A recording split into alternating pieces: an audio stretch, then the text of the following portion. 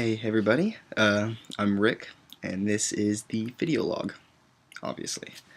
I did make a short video that I was originally going to use for this, but when I was going through editing it, it wasn't turning out the way I wanted it to, so I just ended up scrapping it, and this was my plan B. So I just wanted to talk about Chapter 1, Chapter 2, and Chapter 15 from the textbook, and just kind of the things that we should take away from it. Chapter 1, really the main thing that you should take from Chapter 1 is old media and new media. And old media, we still use that today. It's the television. It's the news, bringing us news at 6 o'clock. And we still use that. The new media is just all the electronics that bring you news instantly, like that. Tablets, laptops, smartphones, all that bring you information at your convenience. And it actually has opened up a lot of different possibilities for film, like YouTube, for example. People have made careers out of YouTube, and it's pretty cool to think of the directions that we could take film now with all the new media. We haven't explored all of them yet, but it's pretty exciting. For Chapter 2, that just talked about all the different positions in a production. Not all of them, but the main ones. I think it mentioned 20 in our book, like producer, director, production assistant, set designer, makeup artist, graphics design, editor, a whole bunch of them, and just what they do. And it's pretty, you wouldn't think that there'd be so many different jobs in a production, and each person would have something completely different than the others. So I think it's definitely healthy to have an awareness of how many jobs actually go into a production, and it's also pretty entertaining. I guess that brings us to Chapter 15.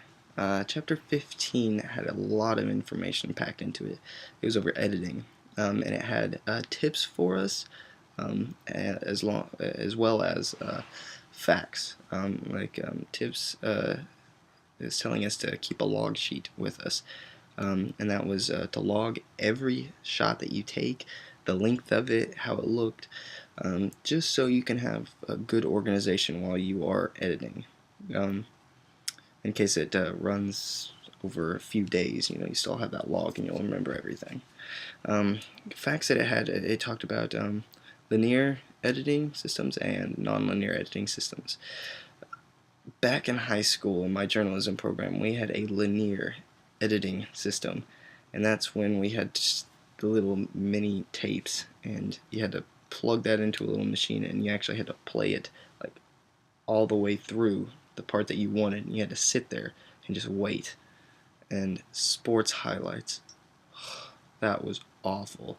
Oh, that's hours of my life I'm never going to get back.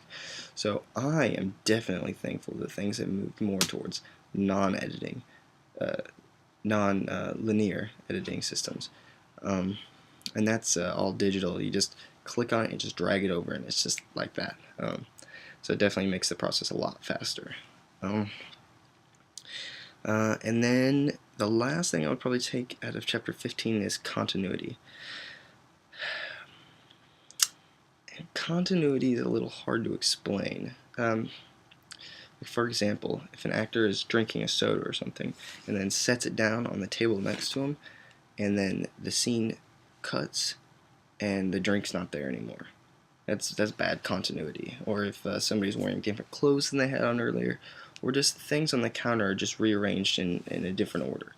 It's just, it kind of takes away from the film. So you just want to keep everything constant and not have anything changed, and that would be good continuity. And so it just kind of teaches you to kind of have an awareness whenever you are filming and editing of things like that. And yeah, so I think those are probably the main things that you should probably take out of those 3 chapters. So yeah, this was the video log, and I'm out.